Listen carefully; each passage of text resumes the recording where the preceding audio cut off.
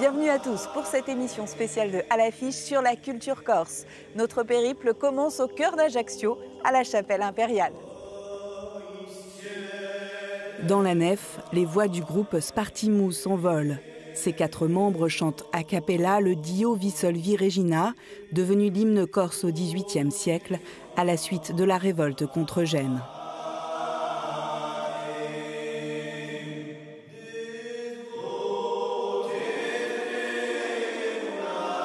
Bonjour Frédéric. Bonjour Sonia. Le chant polyphonique, c'est vraiment l'âme de la Corse. D'où vient cette tradition et d'où vient cette langue corse? La tradition polyphonique corse est reconnue dans le monde entier. Elle est très ancienne, elle est archaïque.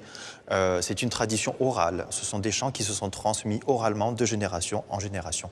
Et la langue a évolué dans ce petit laboratoire, dans ce petit écrin qu'est l'île montagne corse. Et au départ, ce sont les bergers qui chantaient ainsi? Alors, elle était notamment interprétée par des bergers dans une forme qu'on appelle le cantu in padiel et qui a donné cette terminologie qui a été reconnue par l'UNESCO comme patrimoine immatériel de l'humanité.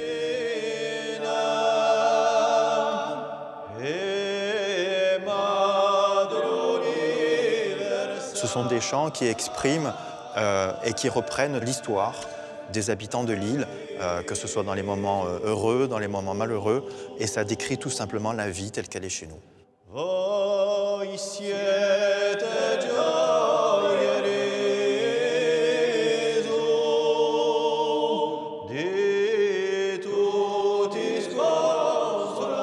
La Corse, pour vous, c'est quoi? La Corse, c'est un petit bout de paradis, tout simplement. Parce que ce soit l'environnement, que ce soit la culture, que ce soit les traditions, c'est véritablement un petit bout de paradis au cœur de la Méditerranée. En Corse, on s'accorde sur une chose, la gastronomie et le bon vin. Entre mer et montagne, le terroir recèle de trésors culinaires authentiques, variés et ensoleillés. Le chef Jean-Antoine Otavi a fait sa révolution du goût en replaçant le producteur au centre de l'assiette.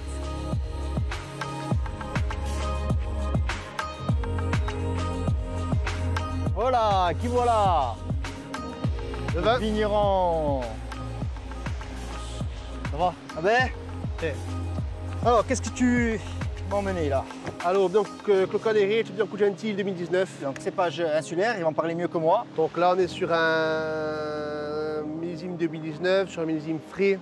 Donc, sur un cépage qui a quand même un beau volume, avec une belle longueur, une belle fraîcheur, qui va très bien accompagner aussi bien la sèche, le risotto que les pâtes à l'araignée. Allez, on va goûter ça. On va voir ça. C'est ce que j'adore. Sur la finale, on va retrouver la salinité, le faire saliver, qui va vraiment toujours nous donner envie d'y revenir. Bonjour. Jean-Antoine. Chanté. Donc voilà donc la table que je vous ai dressée face à la mer. Pas un nuage pour l'instant. Jean-Antoine Otavi a pris le parti de cuisiner en plein air. Il organise des pique-niques haut de gamme dans un cadre enchanteur, en complément de son activité de restaurateur. Bonjour Jean-Antoine. Bonjour. Qu'est-ce que vous cuisinez de bon? En guise de mise en bouche, on va s'envoyer des beignets de fromage frais, qui sont une spécialité locale. Donc, ça s'appelle les boudici. Donc, c'est fromage d'un petit producteur d'ici, donc de chèvre. Là, le fromage, celui-là, il a été fait hier midi. La saisonnalité est très importante, je veux dire, parce que c'est le fait de travailler les produits de saison. Naturellement, vous savez à peu près ce qu'il y a en ce moment, entre le brooch, l'araignée de mer, la sèche et le porc noir aussi. Le brooch, on va dire que c'est le cousin de la ricotta. C'est un fromage que vous travaillez aussi bien en salé qu'en sucré. Vous avez un produit qui fixe le terroir. Pourquoi? Parce que vous avez la traduction de ce que mangent les bêtes au travers l'herbe, tout ça, au travers le terroir, les plantes du maquis. C'est rassemblé au travers un produit. Qu'est-ce qu'il y a de Corse dans ce qu'on est en train de vivre et dans votre cuisine? C'est des produits de saison pêchés avec des professionnels, des artisans qui sont autour de cet environnement-là. C'est-à-dire qui nous ramènent à cette notion de terroir-là. Et c'est un état d'esprit, l'art de vivre à la Corse? Vous savez, j'ai jamais vu un client écouter un pique-nique. Parce que ouais, vous êtes bien, vous ressentez moins cette notion-là d'enfermement. Et c'est là où c'est complémentaire d'un restaurant. Quand vous prenez, vous faites comme ça, vous l'étalez. Naturellement, il vient, vous voyez, et voilà. Bon appétit, chérie. Merci, toi aussi. Je suis contente parce que c'est un plat qui te plaît, ça. Hein. Non, ça me plaît beaucoup, ça, Ah, oui. oui, Oh là hein. là. C'est extraordinaire. Plaisir et liberté, c'est les deux mots qui résument bien la journée.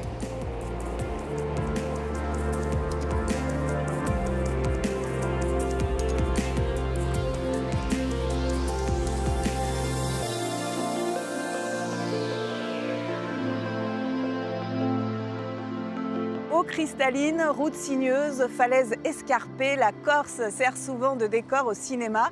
Étrangement, elle est peu le sujet de films. Pour autant, une nouvelle vague de réalisateurs s'empare de thématiques sociales, politiques pour traiter de la vie locale et exportent même leurs talents.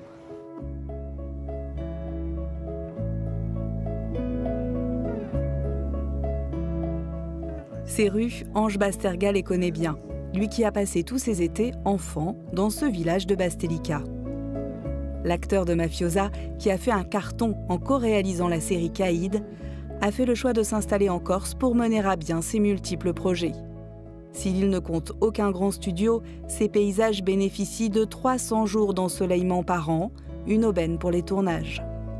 C'est un village où il y a tes origines. Hein. C'est ça, c'est le village familial et j'ai beaucoup de souvenirs d'enfance. Je suis très inspiré par le contexte, notre île, etc. Et donc mon prochain long métrage se fera sur Ajaccio, que je réaliserai.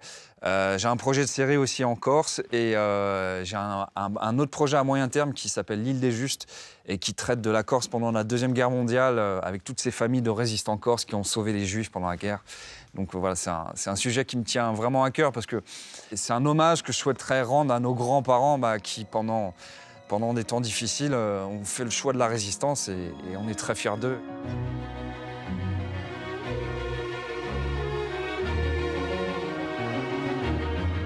À la pointe d'Ajaccio, les Sanguinaires. L'archipel a déjà enflammé l'imagination d'Alphonse Daudet en son temps. Frédéric Farucci manie aussi bien la plume que la caméra, avec la volonté d'ancrer la Corse dans le XXIe siècle. L'île connaît une surpopulation de touristes l'été et se dépeuple l'hiver. Il a imaginé, à la manière d'un western, la confrontation entre ces deux mondes lorsque le rapport de force vire au tragique.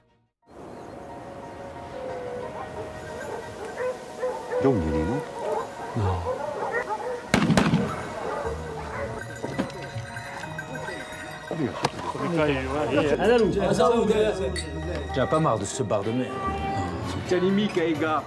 On plaisante. Oh, écoutez-moi bien. Qu'est-ce qu'il y a Vous avez trouvé que Joseph a emmerdé ce soir. Et tout, dites-nous. Il y a effectivement une sorte de violence endémique en Corse qui est difficile à expliquer et je crois que la grande majorité de la population déplore. Je pense que tous les cinéastes sont troublés par ça, par cet état de fait et c'est pour ça que beaucoup de films l'évoquent.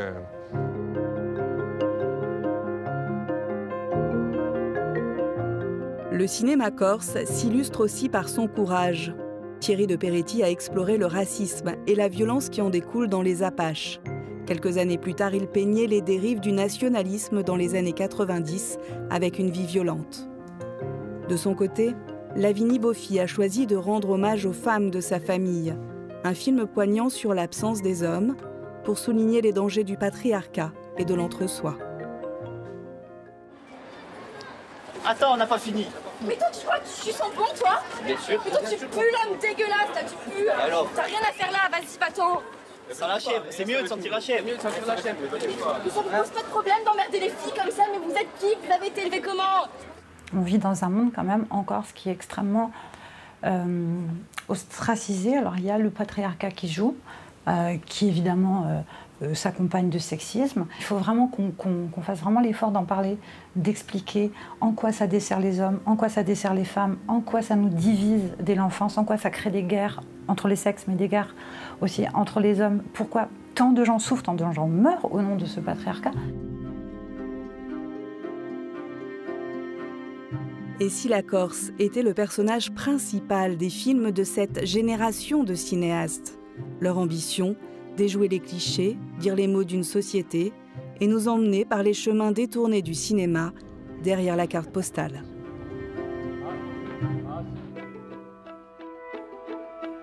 Transmettre l'héritage culturel aux jeunes générations, c'est la volonté de Carmin Belgodère et Laurence Babiot.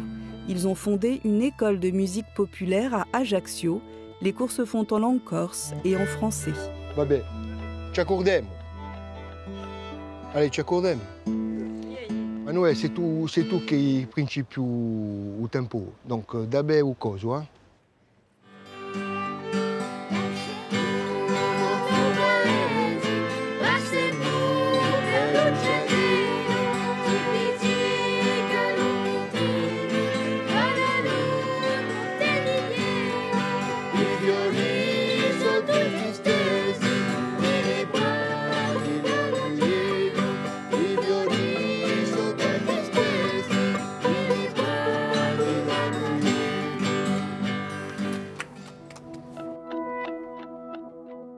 Comme beaucoup de Corses le disent, si tu veux apprendre corse, il faut apprendre à chanter. Qu'est-ce qu'ils ont chanté tout à l'heure, les enfants? Ils ont chanté une chanson qui a été créée par un groupe nationaliste qui s'appelle I Voci di Gravone. C'est une création et ça parle de montagne. C'est vrai qu'on s'arrête un peu au paysage féerique des plages, mais la Corse, c'est aussi un peuple de montagne. Tout simplement parce que c'était dangereux d'habiter sur la côte. Enfin, à un moment, les envahisseurs venaient sur les ports, emmener les gens. La langue corse est de moins en moins parlée par les nouvelles générations. Est-ce qu'il y avait aussi chez vous la volonté de transmettre cette langue? Que ce soit en Bretagne ou en Corse, après la Seconde Guerre mondiale, les gens, quand ils parlaient en Corse dans les écoles, on les punissait. Quand ils rentraient chez eux, les parents les punissaient aussi. Donc c'était vécu comme un traumatisme de parler corse. Et d'un seul coup, avec la montée du nationalisme, avec cette identité culturelle qui est à nouveau questionnée, on se rend compte, mais voilà, je ne parle plus le corse, mais qu'est-ce que je vais transmettre à mes enfants? On était en train de perdre les veillées dans les villages, ce qu'on appelle avedia. Ce sont des fêtes où les aînés ils jouent, ils chantent, et finalement les jeunes ils sont là, c'est ce qui se passe un petit peu maintenant. Et ben, ils apprennent avec les grands.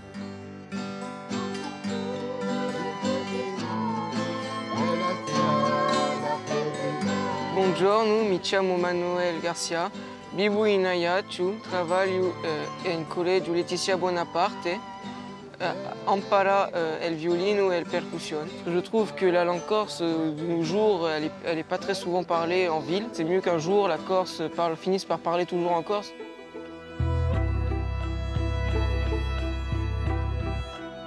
Est-ce que la culture et la politique sont inséparables en Corse? La culture et la politique sont liées ici intrinsèquement depuis un certain temps, depuis les années 70, où les nationalistes sont venus vers leur population, leur dire voilà, attention, vous êtes en train d'oublier ce que vous êtes. Et donc à partir de là, en fait, ça a généré tout un mouvement effectivement de réappropriation et surtout de création en langue corse où beaucoup d'artistes se réinterrogent sur leurs origines et finalement réinventent quelque chose de totalement nouveau à partir de ce qu'ils connaissent eux. Carmin Belgodère et Arnaud Castelli nous emmènent justement dans ce voyage musical. Deux générations d'artistes qui fusionnent électro et chant corse pour faire vibrer les festivals de l'été. Arnaud a amené ses idées, beaucoup d'idées même. Hein. Il m'a amené le rock, l'électro, et moi j'ai amené ma tradition. Moi je prends une ouverture. On est en Méditerranée et autour de dans ce bassin Méditerranée, il y a vachement de culture. Et donc, c'est bien de connaître ces cultures et de faire des échanges. C'est ça qui est intéressant, en fait. C'est l'ouverture sur la Méditerranée. Et lo specchio mondo, so ciò che tu diventi. E lo specchio mondo, so ciò che diventi.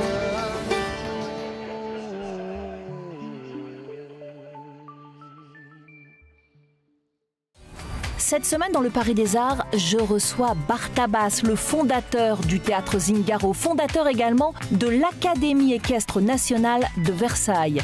Écuyer d'exception, bien sûr, mais aussi auteur, réalisateur. Il nous parlera de toutes ses passions. Les humains ont choisi de travailler avec moi, donc ils peuvent s'offrir un peu, mais les chevaux, on a choisi pour eux, donc on leur doit d'autant plus d'amour et d'attention qu'ils n'ont pas choisi d'être là, quoi. Et puis une rencontre avec Alexandre Tarot, pianiste incontournable et inclassable. Merci. Le Paris des Arts de Barthabas à retrouver très vite sur France 24.